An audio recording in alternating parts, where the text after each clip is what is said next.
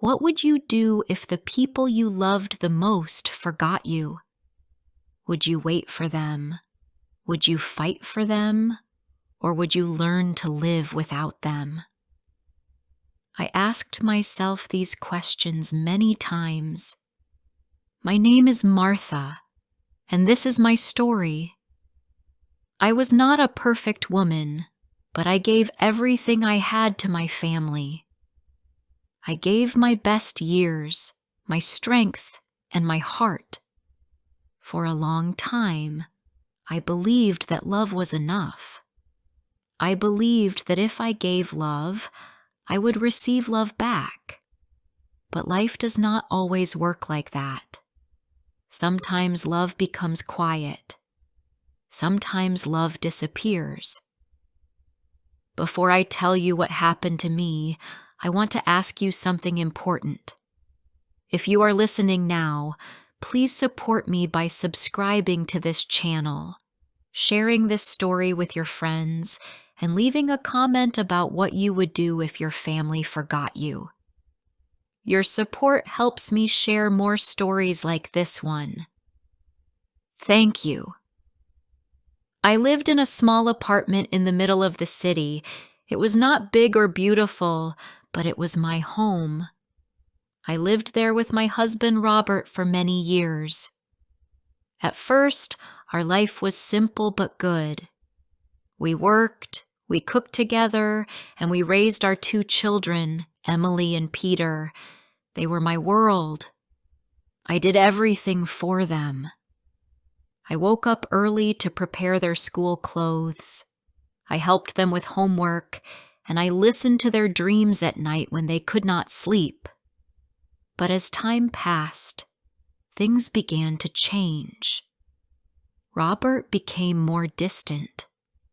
He worked late, and when he came home, he did not look at me the way he used to.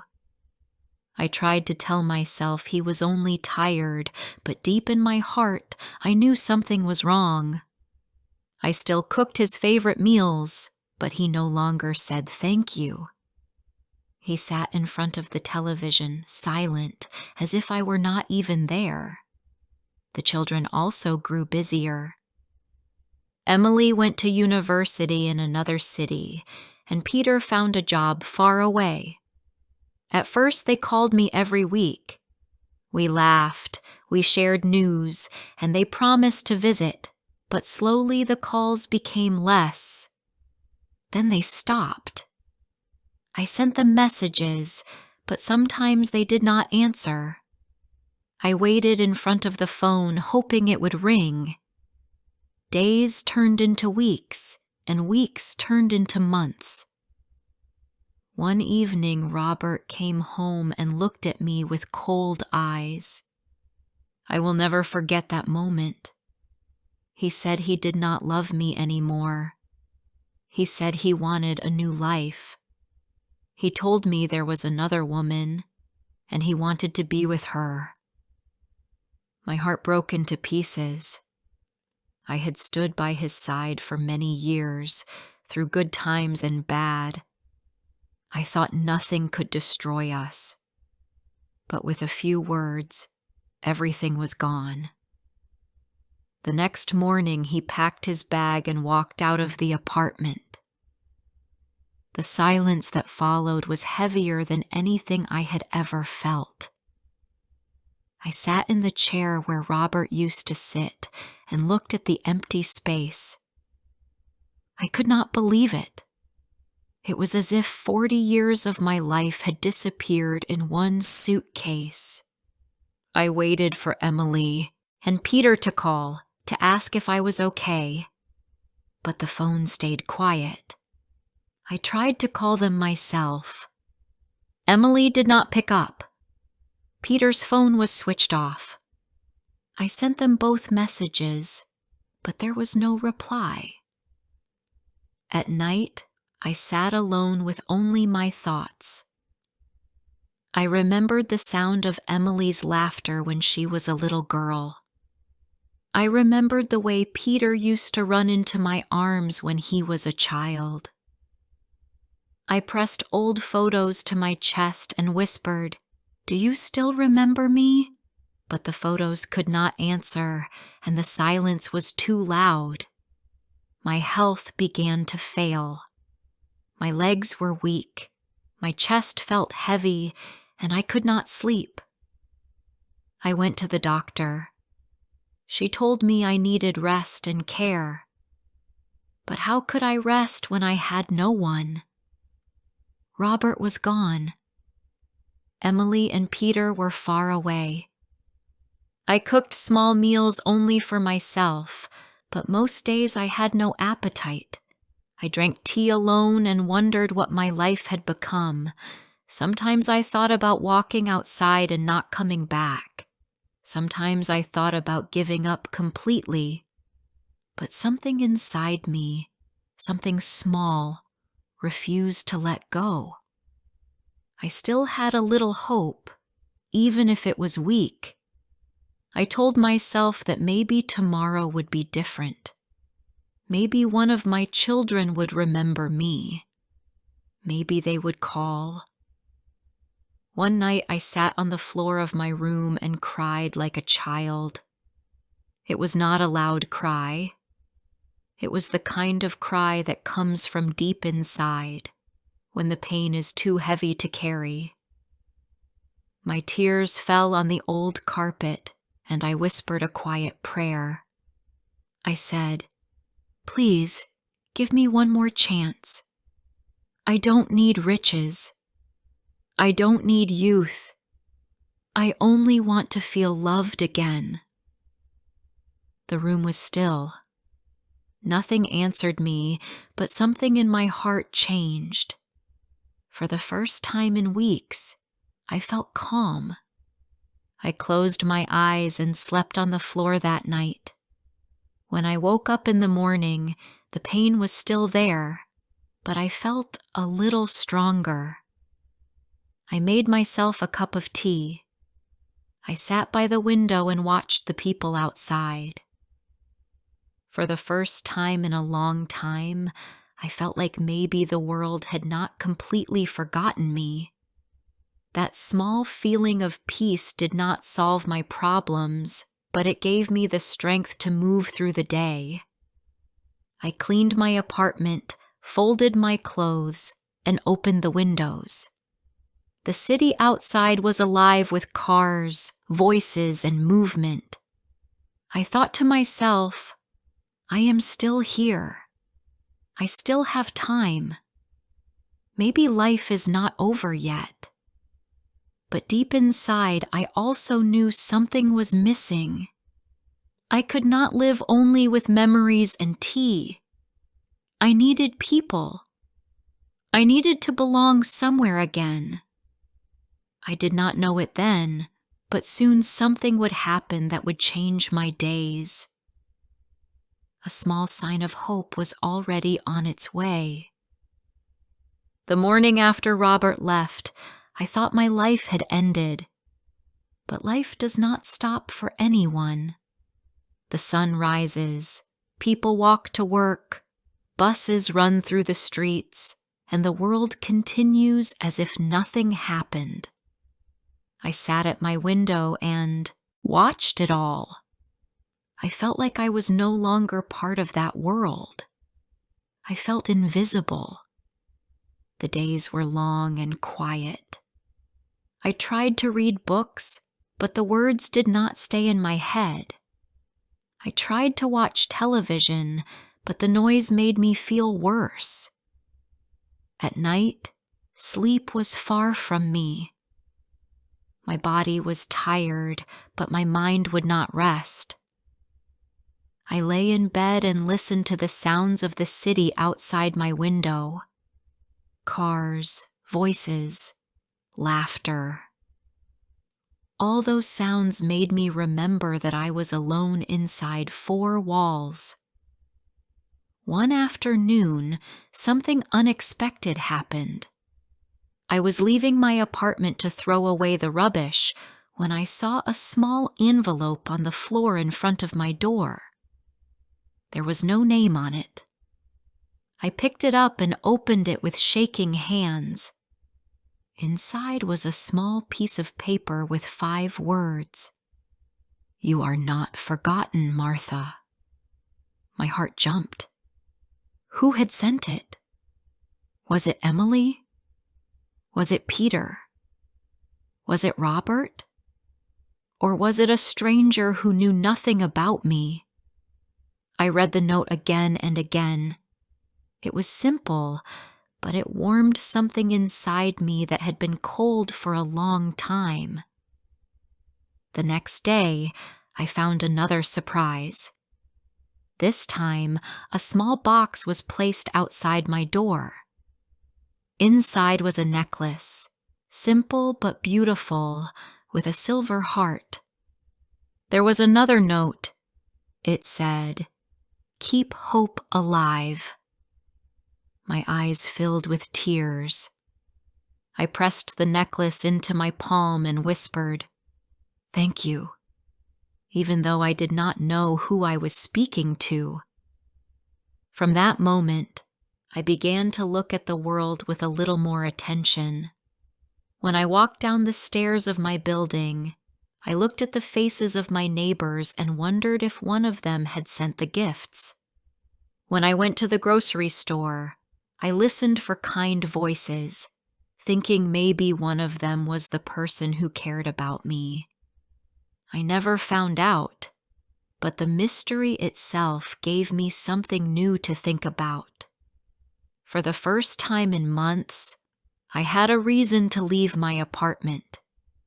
A week later, I walked past a small gate near my street. Behind it was a community garden. I had passed it many times before, but I had never gone inside. This time I stopped. I saw a group of women working with soil, planting flowers and vegetables. They looked happy. Their hands were dirty, but their faces were bright. One of them looked at me and smiled. "Would you like to help us?" she asked. I was surprised by her kindness. My first thought was to say no. I had not spoken to anyone for a long time, and I felt too weak. But something inside told me to try. So I nodded and stepped inside the garden. That was the first day I joined them. The women showed me how to plant small flowers in the soil. My hands were slow, and I felt clumsy, but they encouraged me. "It's okay, you are doing fine," one of them said. I smiled for the first time in many weeks. I went home that day with soil under my nails, but also with a light feeling in my chest. From then on, I began to visit the community garden every few days. It became a new part of my routine. The women there welcomed me like I was one of them. We planted seeds, watered the soil, and talked about simple things.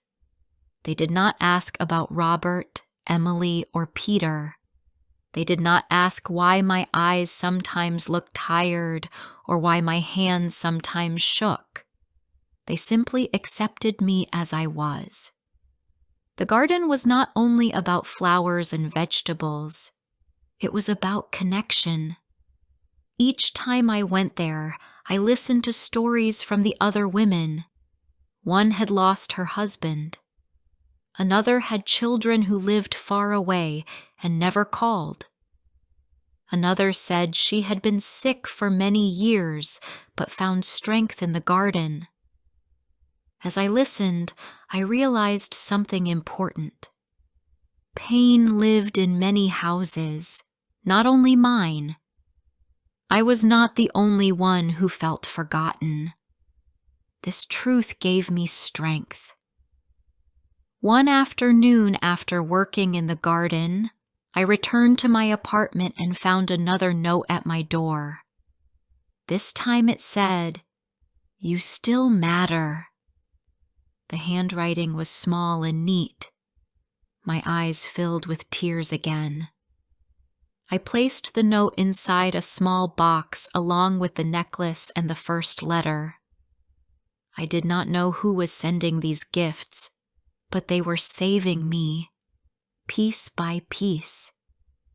The days continued, and slowly I began to feel different. My body was still weak, but I noticed small changes. My legs hurt less when I walked. My chest felt lighter. I slept better at night. Sometimes I even dreamed of brighter days. I wondered if hope itself was medicine. Perhaps my heart was healing, and my body was following. One morning I woke up early and made tea for myself. As I sipped it by the window, I thought about Emily and Peter. I had not heard from them in months. I wanted to call them again, but fear held me back. What if they did not answer? What if they ignored me again? That silence was worse than any answer. Still, deep inside, I believed one day they would return. That afternoon, I walked to the garden. The sun was warm, and the flowers were beginning to bloom. One of the women, Sarah, handed me a small plant to place in the soil. As I bent down, I felt a strange sense of peace. For the first time in a long time, I was not thinking about Robert, or my loneliness, or my pain. I was only thinking about the small plant in my hand and the life it would bring. When I returned home, something unusual happened. My phone rang. I almost dropped it in shock. It had been silent for so long that I had stopped expecting it to ring. I looked at the screen, but the number was unknown. My heart beat fast. I answered with a shaking voice.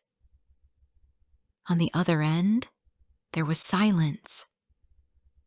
Then a soft voice said, "Take care of yourself, Martha." Before I could ask who it was, the call ended. I stood there frozen, holding the phone against my ear even after the line went quiet. Who was it? Was it Emily? Was it Peter? Was it Robert? Or was it the same person who had been leaving the notes and gifts? I wanted to call back, but the number was hidden.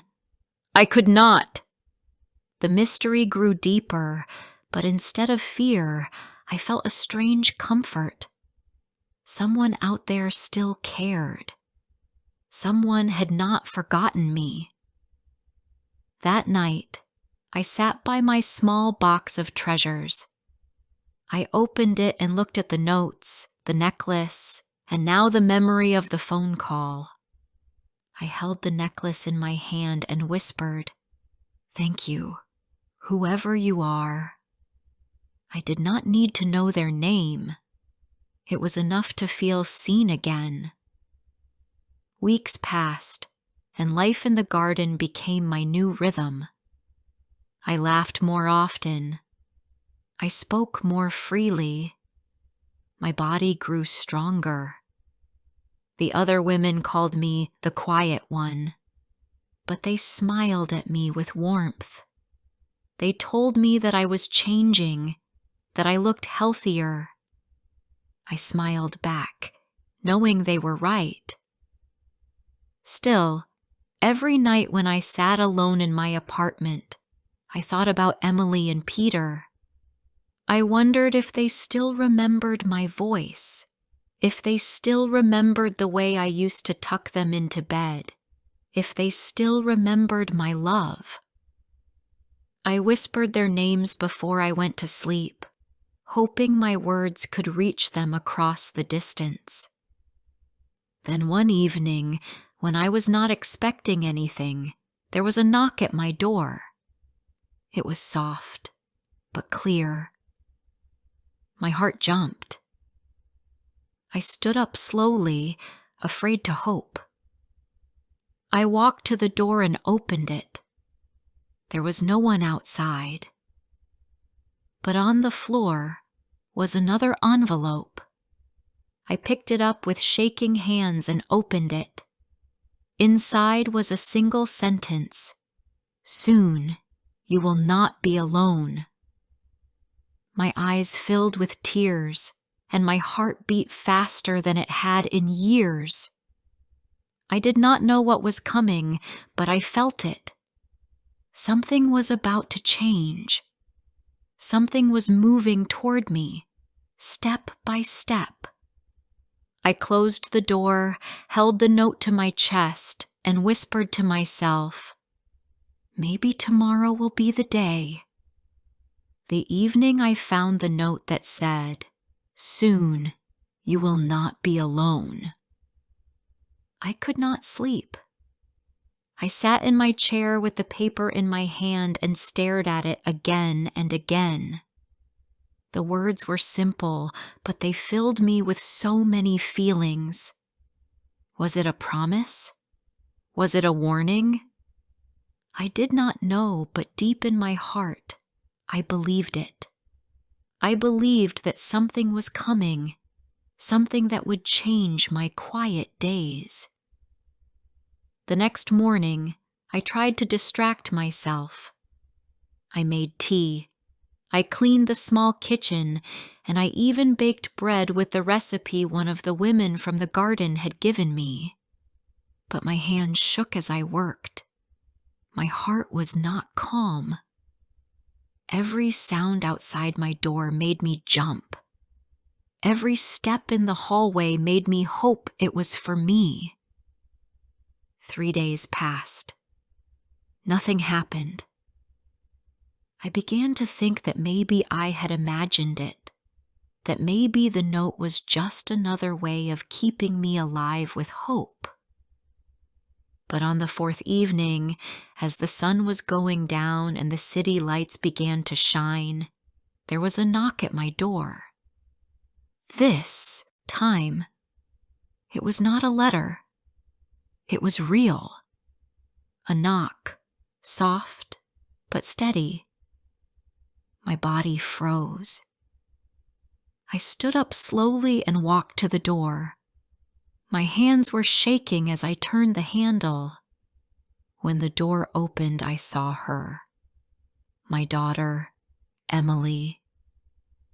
She stood there with tears in her eyes. Her face was pale, and she looked tired, as if she had been carrying a heavy weight for a long time. For a moment, we both just stared at each other. Then she whispered, "Mom." That one word broke me. I opened my arms, and she ran into them.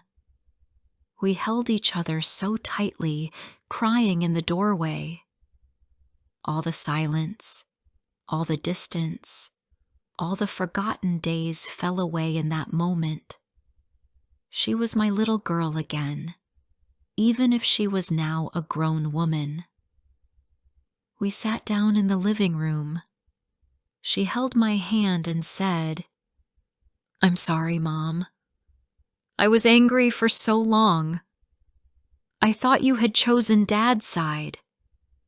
I thought you didn't care about me." Her voice broke as she spoke. I shook my head, tears running down my cheeks. "Emily, I never stopped loving you. I never stopped waiting for you. Not for one day." She cried harder and laid her head on my shoulder, just like she did when she was a child.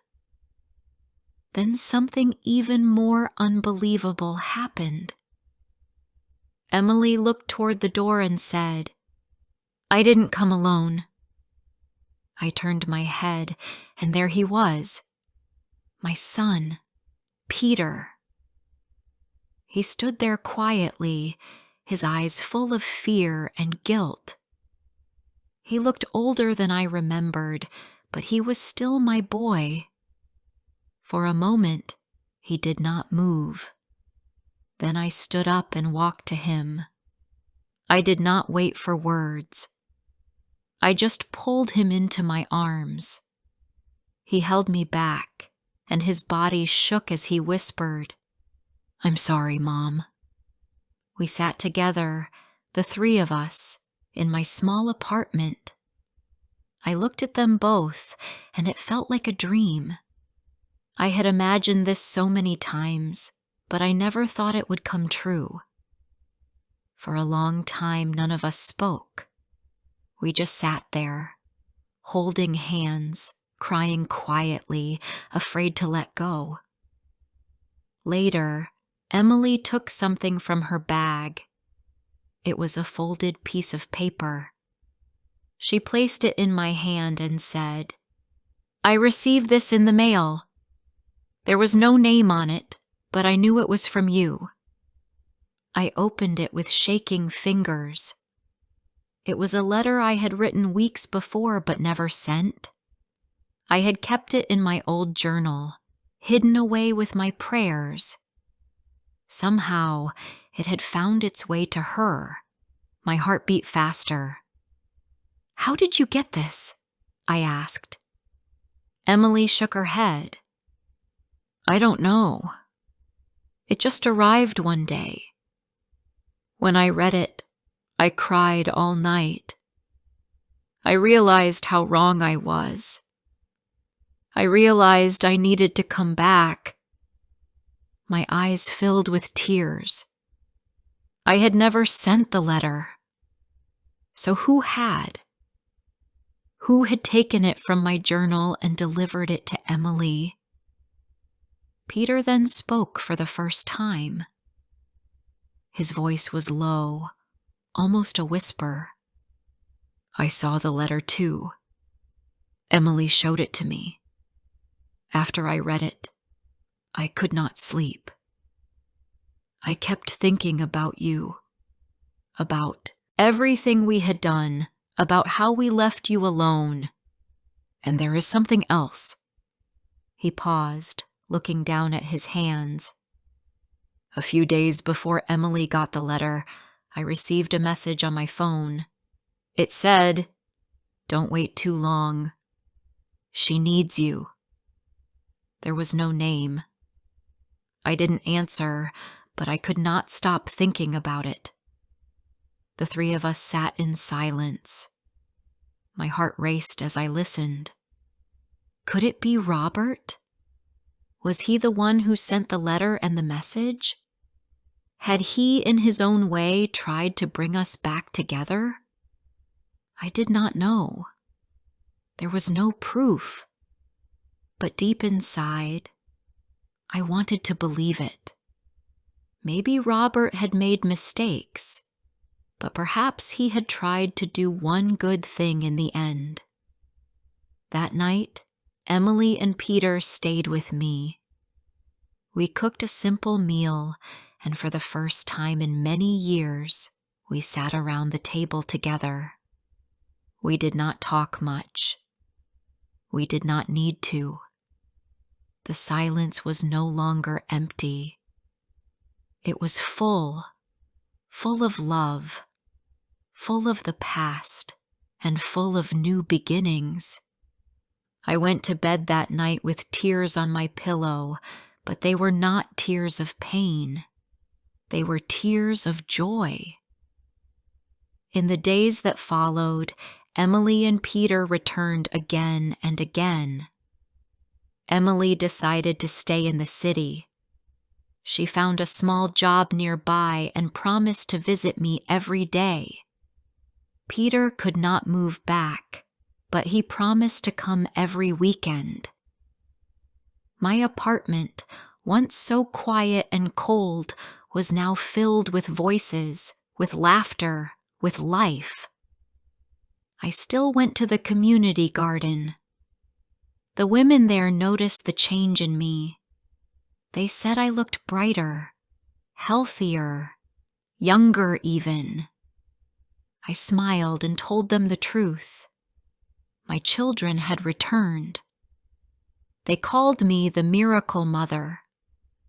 I laughed with them, but in my heart I knew it was not only a miracle. It was also faith, patience, and the kindness of someone unseen who had carried my words to my children. One evening, I sat alone with my journal. I looked at the old pages filled with my prayers. There was one line I had written long ago. God, please do not let me be forgotten. I placed my hand over the words and whispered, "You listened." I then wrote a new line beneath it. Thank you for giving me back more than I lost. I may never know who left the necklace, who sent the notes, who placed the letter in the mail, or who wrote the message to Peter. Maybe it was Robert. Maybe it was someone else. Or maybe it was simply life giving me back what I thought I had lost. I no longer search for the answer. It is enough for me to sit with Emily and Peter, to hear them call me Mom again, to feel their arms around me. I was once the forgotten mother. My husband left me. My children abandoned me, and I believed my life was over. But I was wrong. Life had one more gift for me. It gave me a second chance, not in riches or in youth, but in love, in belonging, in family. And now, every morning when I drink my tea, I smile, because I am no longer forgotten. I am remembered, I am loved, and I am home. Thank you for listening to my story. If you felt touched by my words, please remember to support this channel. Subscribe so you do not miss the next story. Share this video with someone who may need hope today, and leave a comment to tell me what you would do if you were in my place. Your words and support mean more than you can imagine.